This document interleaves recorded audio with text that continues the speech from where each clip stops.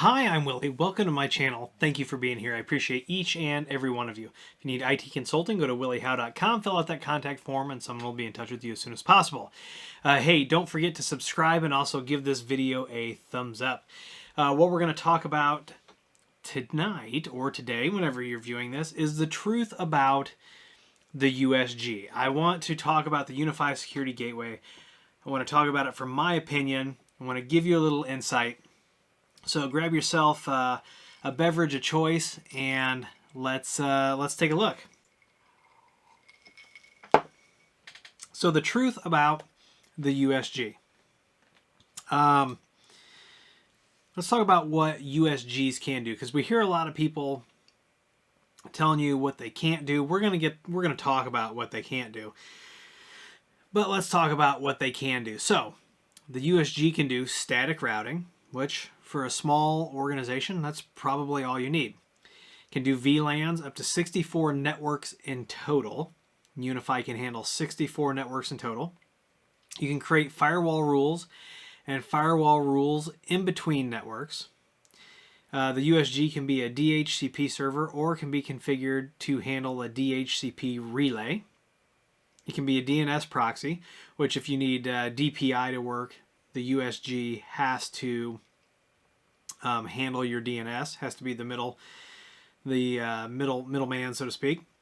It can do IDS, IPS. The USG 3 caps you out at 85 megabits per second, and I believe that also goes between VLANs, so you have to kind of be careful with that.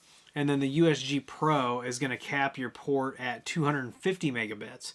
So if you've got a 100 megabit connection and you've got a USG Pro, it's not going to be any problem to run IDS, IPS.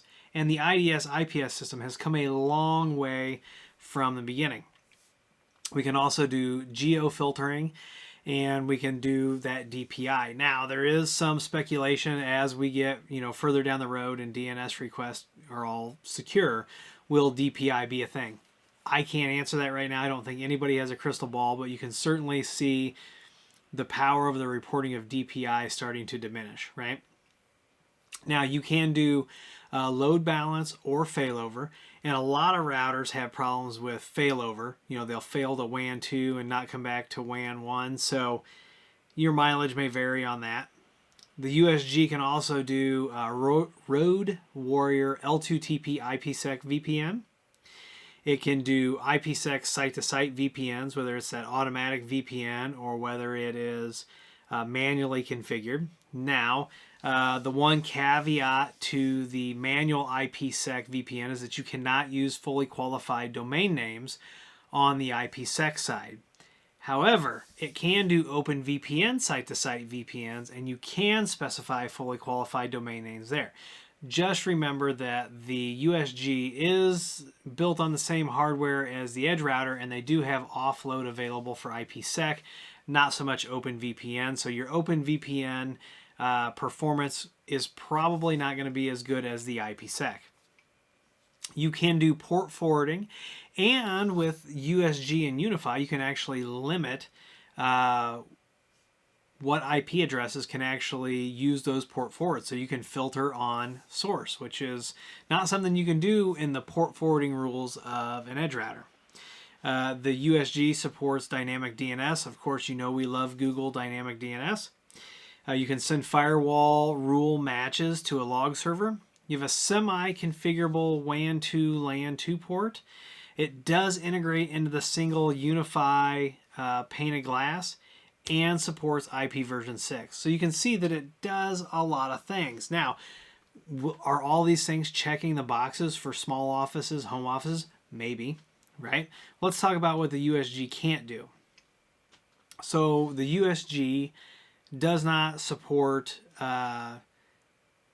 dynamic routing. Now, some of you are probably going to be arguing with me on this entire slide, but we're getting there. So just buckle in, hold on, and we're going to get to probably what you're cussing about on the next slide.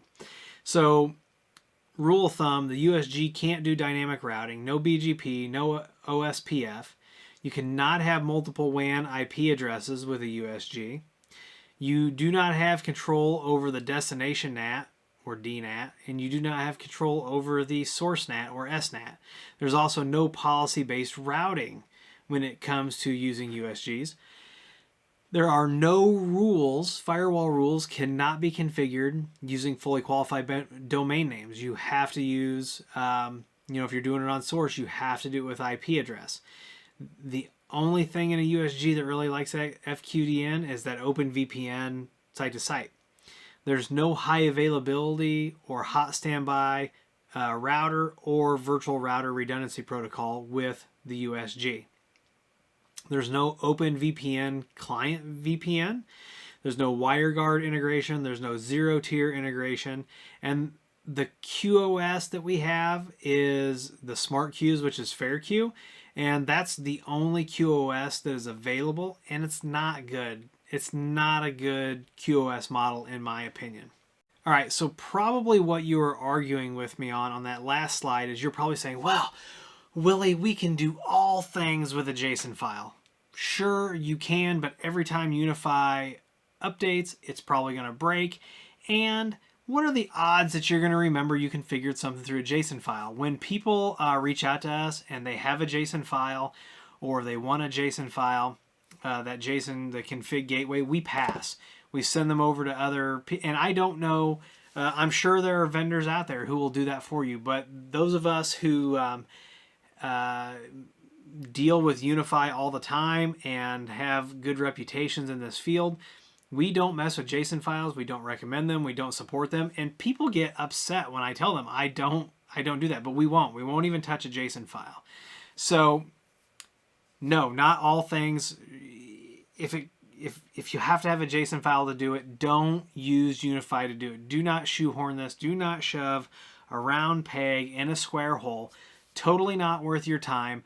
I've seen clients waste thousands of dollars in troubleshooting because they used a JSON file. Ubiquiti updated UniFi, and now UniFi and UniFi, and then something in the JSON file broke UniFi. So just don't do it. If it's not in the UI on UniFi, don't do it. So now you're probably asking, will it work for me? Maybe. Do your requirements match what this hardware can do? Or are you expecting it to, do some magic that it doesn't do? If it's not in the UI, don't use it with UniFi. As always, your mileage may vary. I hope this gives you a little more insight into the kind of the way we think about it when we deploy the USGs. So the other question is, do you use USGs? Yes, we use USG 3s and we use USG Pros. There is nothing wrong with these devices. If they meet the needs of the client, they are a fantastic, fantastic device. So they are still relevant. People still do use them. And if they meet your needs, there's no reason that you really couldn't use it if you're in the UniFi ecosystem. So I just wanted to get that out there. If you've got any other questions about the USG, put those down in the comments below. And, if you like this video, give it a thumbs up. Please follow me on Twitter, Instagram, and TikTok. Those links are all down below. If you need IT consulting, go to williehowe.com, fill out that contact form, and someone will be in touch with you as soon as possible. If you'd like to support the channel by becoming a Patreon or by using our affiliate links, they're clearly marked. They are all down below. They don't change your price, but they do kick a couple bucks to the channel. Once again, I'm Willie. I want to thank you for being here. And as always, I'll see you in the next video.